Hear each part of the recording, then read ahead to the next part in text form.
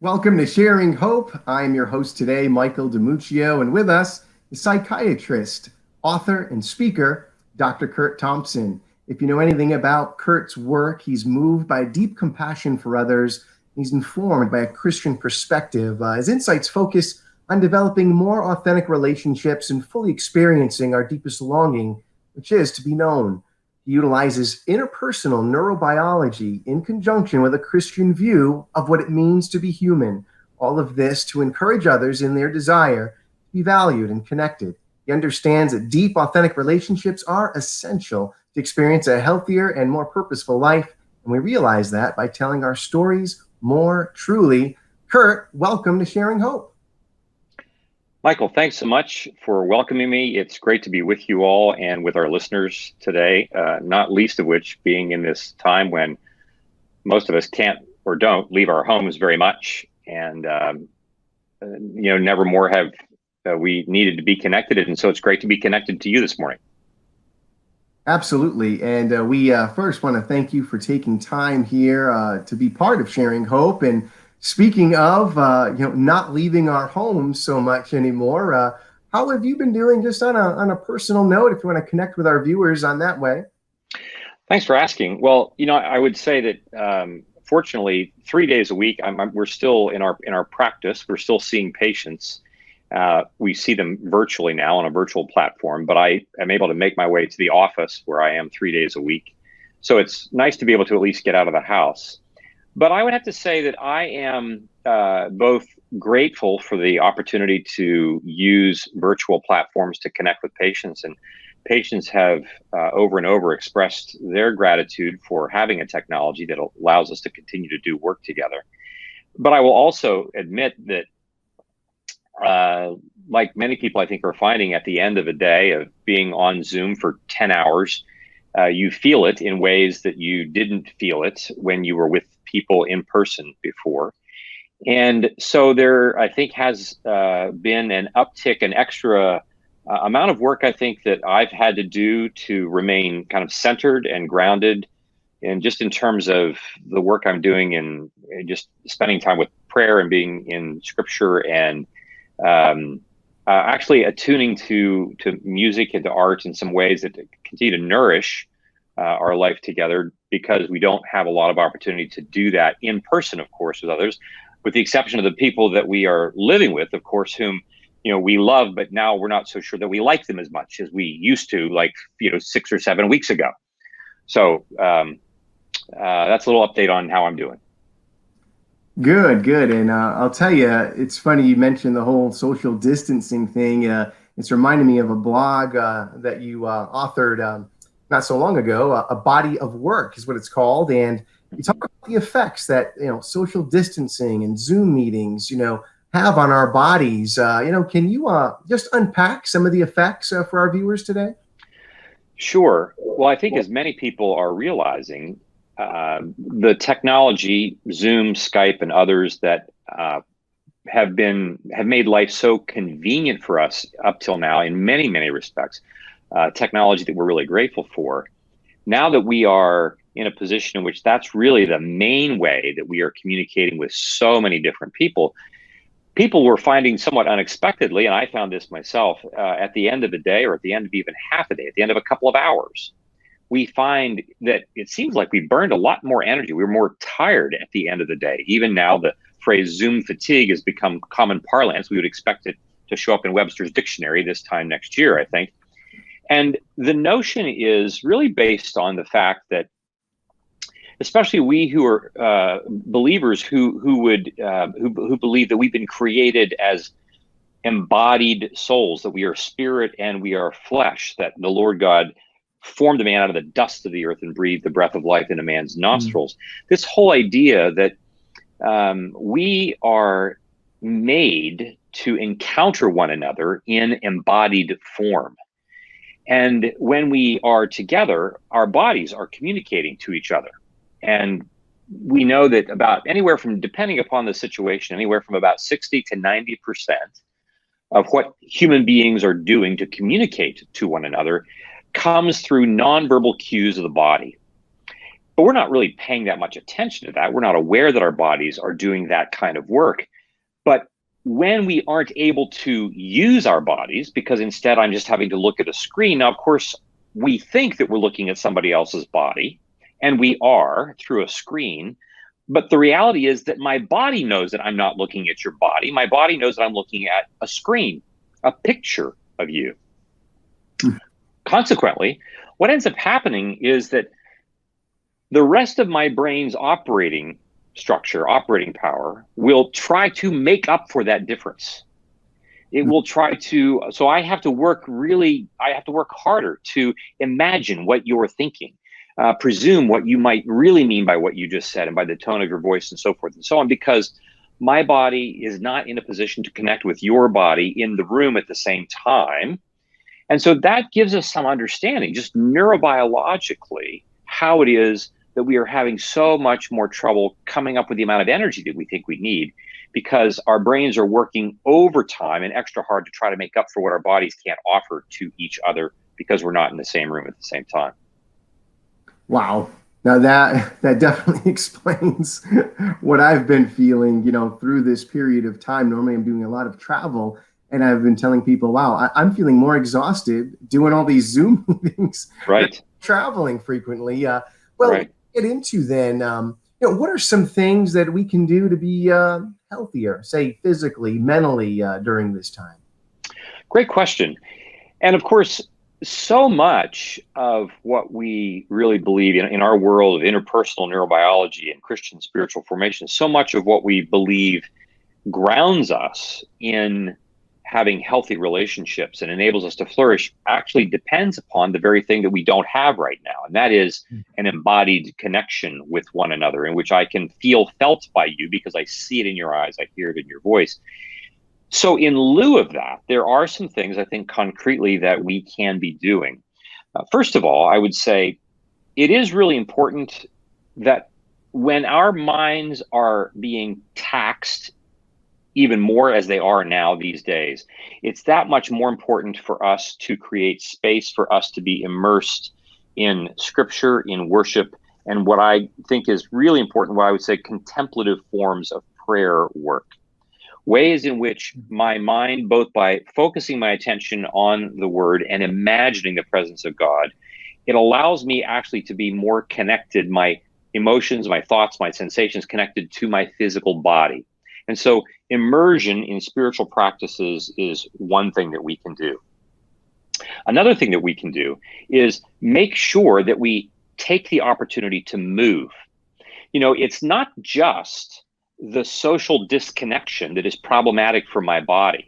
The other reason why we were so tired at the end of the day is, as I said earlier, I can go to the office and spend most of my time sitting in my chair looking at a computer, and I'm not moving nearly as often, even if that movement was just for a short move down the hall to go sit in a meeting with other people. I'm not moving in the same way that my body typically moves. So our fatigue is based not just on my disconnection from others, but my lack of movement. And so one way that we can address that, I tell patients, make plans to take 2 or 3 5 to 10 minute walks in the course of your day. If all you're going to do is take one walk and it's going to be for 30 minutes or for 45 minutes, that's great. We would always have you walk rather than not walk. But having 2 or 3 walks for brief periods of time does a couple of things for your body. Number one, it allows your body to move more frequently. That's number one. Number two, it gives your mind something to look forward to. One of the problems that we see in our new culture, if you will, is that there's such a continuity in what we're doing that we don't have nearly as much of an awareness of what's the next thing I'm going to look forward to. Oh, we're going out to dinner tonight. No, we're just calling takeout from the same place we've been calling takeout from for the last 14 nights. There's not much variation. Our brain, as it turns out, and we could spend a whole half hour talking about why this is the case, our brain flourishes on a certain rhythm that moves between staying with one thing for a certain period of time over and against the rhythm cadence with variation. We need variation in our lives in order for my brain to flourish, in order for its attention to be captivated and therefore stimulated. If I have 3 times in my day when I'm going to go for a 5 or 10 minute walk, it puts variation in my day, and it also gives me something to anticipate, something to look forward to doing. Some other things that we can do just from a practical embodied standpoint is I mentioned contemplative prayer practices. One of the reasons why we help people pay attention to this is that so much of my anxiety can get ramped up because I'm not moving. And my anxiety, of course, is grounded in what I'm imagining the future to be about. I'm not going to be able to do this or do that or whatever. And it could be 5 minutes from now or 5 years from now. I'm having all these imagined things about time in the future that are creating fear for me. Contemplative prayer practices go a long way in helping me strengthen the muscle that my attunement and attention needs to live right where I am in the present moment, so as not to jump into the future and worry about what is or is not going to be the way I want it to be. Another thing that we can do for our bodies in particular is really talking to other people. So we say to make contact with others to talk about what my day is like. Now, it's challenging for us because, well, gosh, Curt, if I were to call you for the next 10 days, I think I'd tell you the same thing every single day. And so I don't think there's much different to tell you. So why would I call you and tell you something different tomorrow when there's nothing different to tell you? And you see, this is tricky because this is another place where evil would love to play. Evil would love me to think that because I don't have something new to tell you, you're not going to be interested in hearing what I have to say. I'm not going to be that much to write home about. And so why would I talk to Michael? Because Michael's just going to be bored because I know that he knows that he's just hearing the same thing from me. But it's not just the content that is important about this contact that helps my body. It is my awareness and my capacity to actually know and to anticipate that Michael actually wants to hear my voice.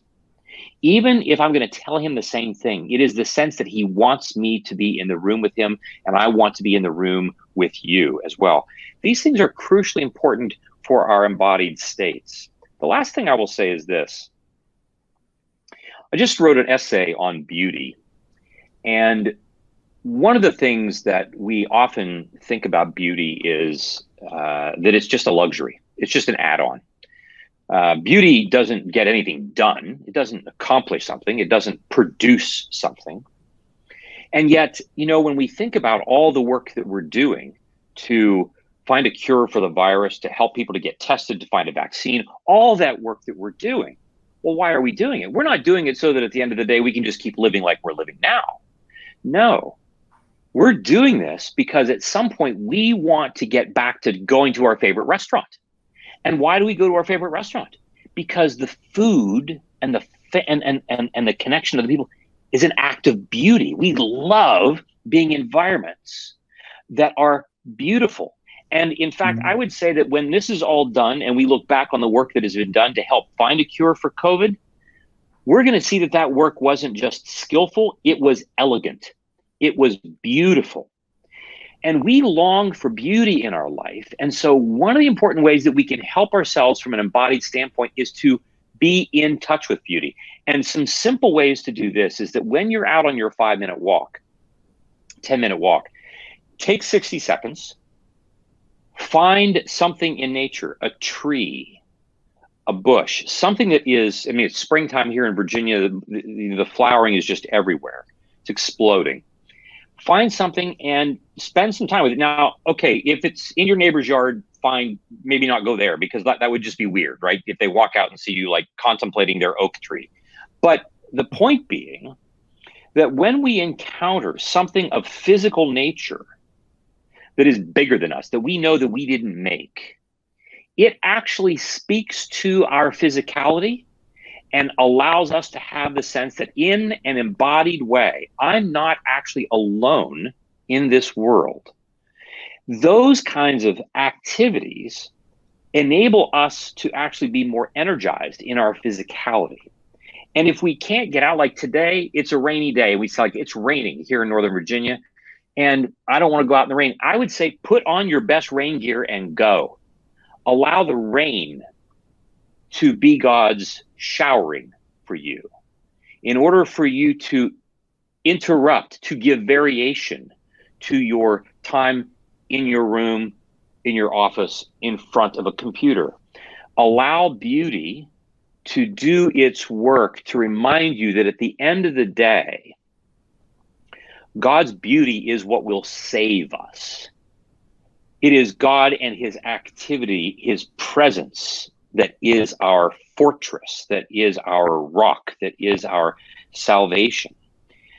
And knowing that and living into that gives us actually even more opportunity to bolster our sense of being formed and living in the context of being what it means to be in Jesus, while we're also making contact with others. And as we do that, we are able to share with others what our experiences are. And I can tell you, for most of our viewers or listeners,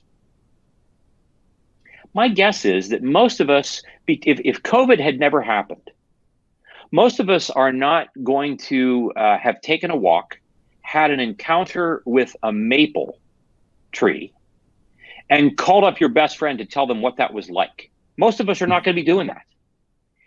And I would suggest that that's part of what COVID is doing. As we said, COVID isn't just creating anxiety. It's revealing it. It's revealing things about who we are. It's not just causing things to be true.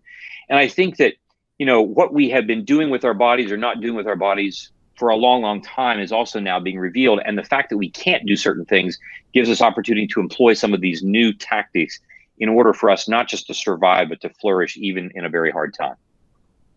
That's good. Very insightful. Very insightful. As I'm listening to you, talking about this connection with God through creation and, really looking at the maple tree, those kinds of things, I also know God has made us for community. Now, though you and I are chatting here on this video platform, though I may be FaceTiming with someone or just on the phone on a conventional phone call, I'm socializing with people, but it's not quite the same, is it? Talk about the difference of, or why it's different.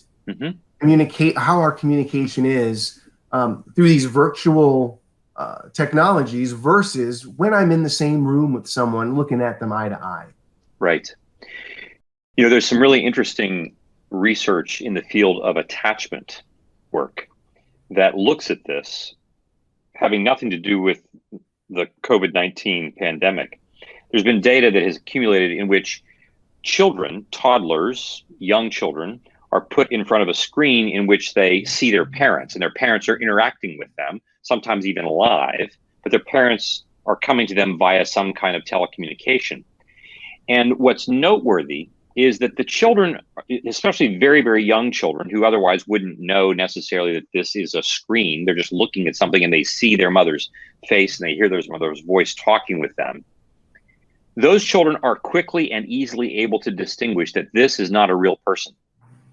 And their brains are not responding from an attachment perspective in the same way to the absence of their mother's presence as they would if their mother were in the same room.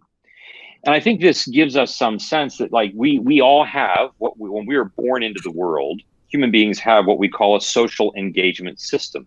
It is a network of neural connections in the brain that is set and ready to go, but is completely immature at the time of birth and needs to be matured and exercised and needs to grow. And the way that it is grown, the way those neurons grow in their activity, is through that baby's interaction with other human beings.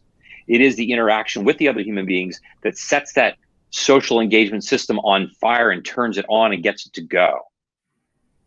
That social engagement system is what we depend upon to regulate our emotional states. And a significant part of that social engagement system, for instance, for newborns, the single most powerful thing that they have to help them regulate in the first days of life, it's contact with their skin.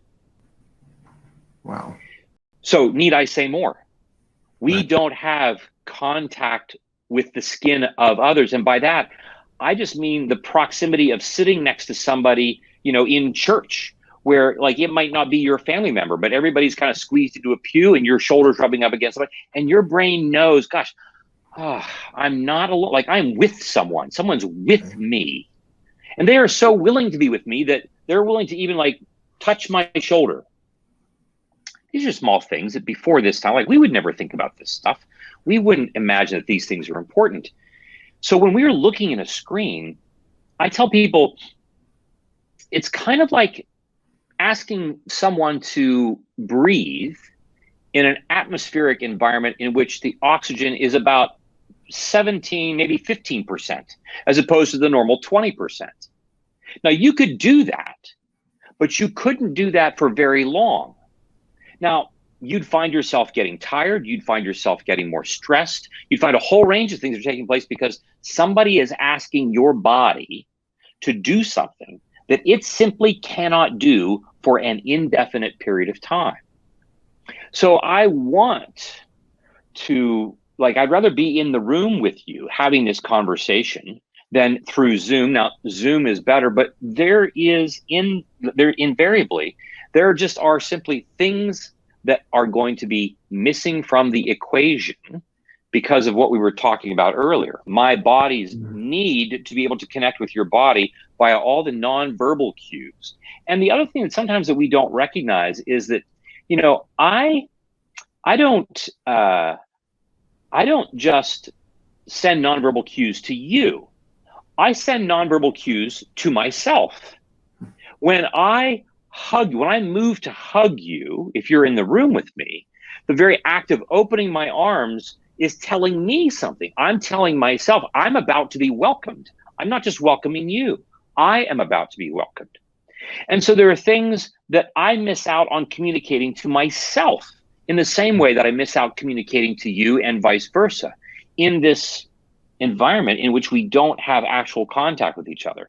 Now, therefore, one of the things that we say that therefore is important is that, for those people who, we know of people who live alone.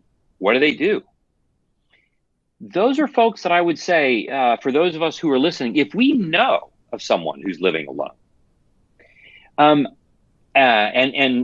at the very least, pick up the phone and call them.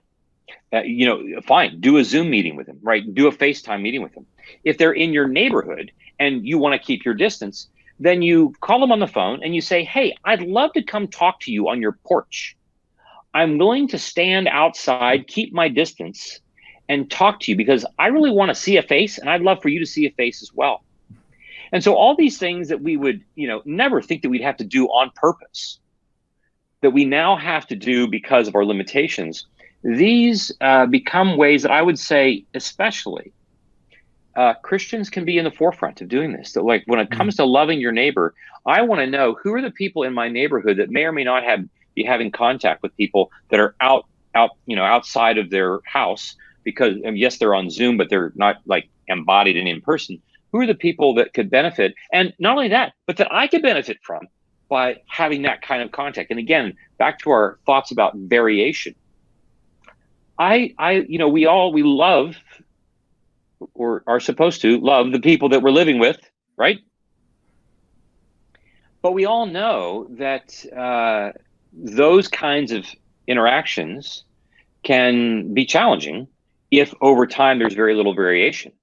And so again, even for those folks that we are with in our houses, doing things together that are uncommon, playing games, breaking things up, breaking your day up, doing a range of different things that one could do together that creates variation in your time together is going to be crucially important, and let your body know that it's not just doing the same thing day in and day out. That's so important. I'm thinking of the book Love Languages, and that a lot of people have the love language of touch. Yes. How they give love, how they receive love is a touch thing. And as you're talking about, even the expression or the word picture of sitting next to someone rubbing shoulders at church in a pew, I'm with people. And right. That's a great fear. Underlying this whole thing is the fear of being alone. So I'm going to kind of shift lanes a little bit and talk about another blog you wrote recently, in Love and Lament in March Madness. I love that title, by the way. But you talk about dealing or changing the attention of our fears. Unpack that a little bit. Talk about how we can do that. Well, one of the things that I'll use this metaphor. Many athletes go to the gym not just to go to the gym. I think about football and basketball players, baseball players as well, others that go to the gym as a way to strengthen their physicality in order for them to actually do their sport really well.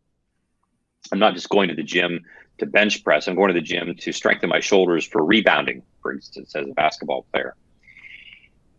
We referred earlier to the contemplative prayer practices, and I think that one of the things that is really important here is that the contemplative prayer practices actually provide a way for us to go to the gym. In and of itself, we're not doing that just for the sake of doing it. We're doing it for the sake of wanting to strengthen my capacity, of my attentional capacity to remain in the present moment. For instance, in this time when it's easy for us to become bored, it's easy for folks then to just get on their social media, whichever one it is, and just begin to scroll, endlessly scroll. That, for instance, would be one of the things that I would suggest we absolutely should not be doing. And the reason that we shouldn't be doing it is because it reinforces the thinning, the weakening, the atrophying of my attentional mechanism. It also enhances my capacity to be made anxious, because the reason I'm anxious is because my imagination gets hijacked and is run down a rabbit hole of something in the future, again, whether it's 5 minutes or 5 years from now, that I'm afraid of. And my attention just goes with it, as opposed to me being aware of, oh, my attention is being taken down the rabbit hole. I need to move it back to the present moment. But I don't do that because I don't have much of a musculature developed there in order for me to do that. This also is helpful in terms of a number of the different emotional states that we find ourselves in the middle of. Our absence from other people, and therefore the possibility of my full presence to my social media scrolling, makes it possible for my mind to simply kind of be left to wander about wherever it happens to wander about. And as we like to say in our business, we become what we pay attention to. It's just that simple. We become what we pay attention to. And if my attentional mechanism is being dragged all over creation by Facebook and Instagram and so forth and so on, I become the thinness of those mediums. And they're not very thick. They're not very robust. They're just not. They're informative, but I got to tell you, I don't think that if Facebook or Instagram went away, we would be morally more corrupt people. And so the point then is that in these times, when we are, when our imaginations are easily being taken over by something else, it is in this time that we are intended to have our imaginations be brought back to the present moment. We have to do that on our own. And then I think too, Michael, one of the things that's really important about, what we're in the middle of, the reality is that we've lost some things. I mean, we really have lost things. Now, in this notion of lamenting, it's important for us to be able to name the fact that there are things that we have loved, but that we've lost. Our daughter was to have been married on May 9th, and that was canceled. Her wedding was canceled. Thanks be to God. And fortunately, she and her now husband were married on Holy Saturday in a meadow off the Blue Ridge Parkway, and with 10 of us in attendance, and with the park rangers driving by and counting the number and moving on, and we were grateful for that. I guess the park rangers are figured like we're not going to mess with the wedding. We're just not going to mess with that, for which we were grateful. But it's easy for us to not lament those things. It's easy, especially if I have a job, if I have a home, if I have all these things to be grateful for. It's easy for me then just to deny that I've lost anything, especially given that there are people who are losing big things, losing jobs, losing connections, losing all kinds of things.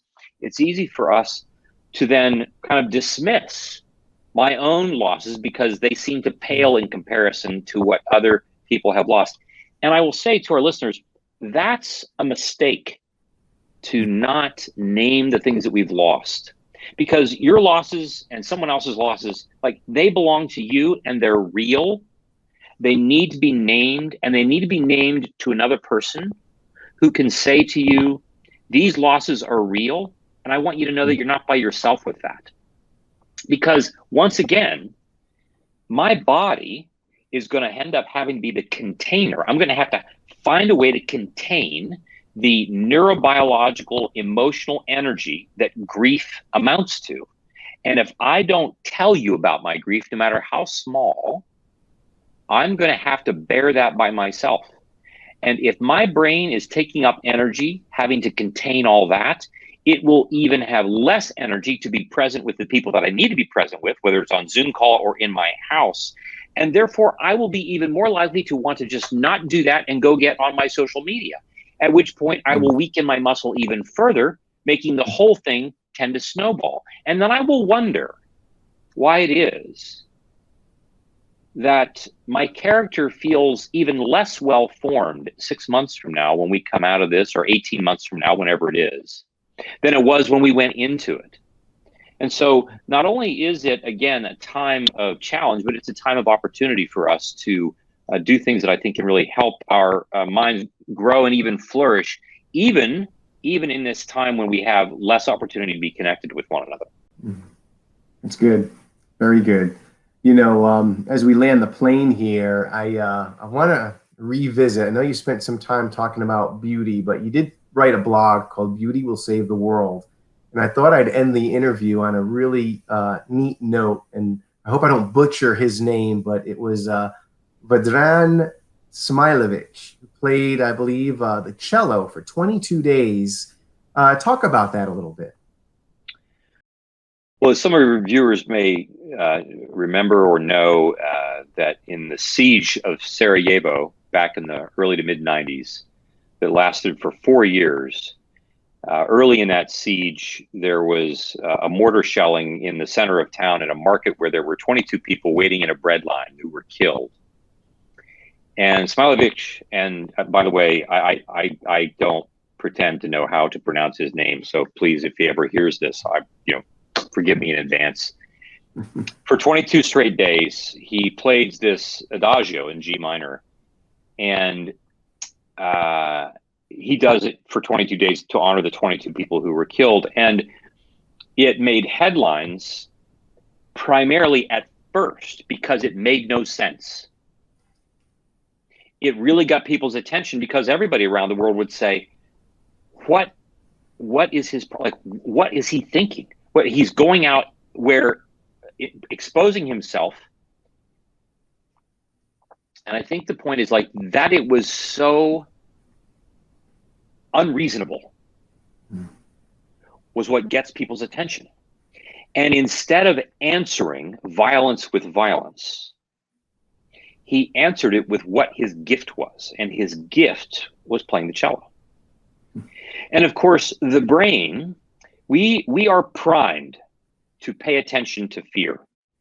We are far more likely to be looking for fear, incorporating fear, interpreting things through the lens of fear, than we are primed to interpret things through the lens of beauty. It takes work for us to look for beauty. Now, when we see it, we're out hiking, we come around a turn in the woods and we see this glorious sunset, it stops us dead in our tracks because it's so overwhelming. But we have those kinds of moments perhaps, but usually beauty surprises us. That's one of its elements. It captivates us because it stands out. And in this case, it wasn't just, the adagio was not just standing out because of its beauty, it was standing out because of where it was taking place. We might say that the virus is a launched act of violence against the human race. And it is true that we want to find ways to solve the problem, and all that is important and good and right. But in this moment, it is easy for us to shelve things of beauty because, again, as I said earlier, we just think it's an add-on. We think it's a luxury. It's a thing that we get to have once we get all of the real things in life taken care of. And all we have to do is look at the Gospel of John. We beheld the Word. The entire first chapter of John, the first third, 2/3 of John chapter 1, is an ode to beauty. We would say that in the same way that Smilovich was in the crosshairs of snipers, that God sends Jesus, and Jesus shows up, and we surround him, and we put him in our crosshairs, and he doesn't answer with violence. He answers with beauty. And our willingness to look for beauty in our creation and our willingness to create it is a way for us to say to our anxiety, to our fear, that we are going to walk in lockstep with and in the cadence with which God is walking. None of this that's happening for us is catching God off guard. He's not surprised by it, and he's not worried about it. He's too busy working on everybody's behalf to be worried. And in the same way, he invites us to join him, and that means that some part of our day necessarily needs to be committed to reminding us of why we are on the earth in the first place. We were created, as Tolstoy said, we were created for joy. And joy is evoked in us always when we encounter beauty. We don't, like, if it's your 3-year-old who brings you something that they've made, they don't just want you to enjoy it because it's them who's made it. They want you to enjoy it because they want you to think that this is a 3-year-old version of Van Gogh. They want you to think that this is beautiful because they know it in their bones. We don't wake up in the morning and say, gosh, I hope that today my life ends up being uglier than it was when I went to bed last night. We don't do this. We want to, and I mean, like, if I'm making a souffle, I don't make souffles. But if I were going to make souffles, if I were going to make software, if I were going to make furniture, if I'm going to make marriage, if I'm going to, like, whatever it is, we were created to be deeply known in order for us to then also mirror our maker by then making things. And we only ever want to make things that are beautiful. We want to make things at the end of the day, that a meal that is beautiful. We want to make a video that is beautiful. I want to make a friendship that when somebody looks at it is beautiful. People want to look at this production. We have productions, right? We want to look at this production and we want to say, like, gosh, there was real beauty that was taking place in that conversation that Curt and Michael were having. Like, there's a beauty to this that we do. That, again, because we live in a world that since the Industrial Revolution has just kind of atomized everything and everyone and just let's get her done because that's what we're about. The gospel to this comes and says, no, life is about creating beauty in order that human beings may be joyfully caught up in that mission. Evil wants nothing to do with that and will do everything it can to subvert it. And Jesus simply comes back with resurrection and says, at the end of the day, beauty has the last word, not violence. And we need to be about that. Even if it means going outside with your kid with sidewalk chalk and saying, today, on my driveway, we're going to affirm that even in the middle of all this, God is on the move. And this is how we're going to see it happen, right here in my driveway with my 6-year-old. Well, Yeah.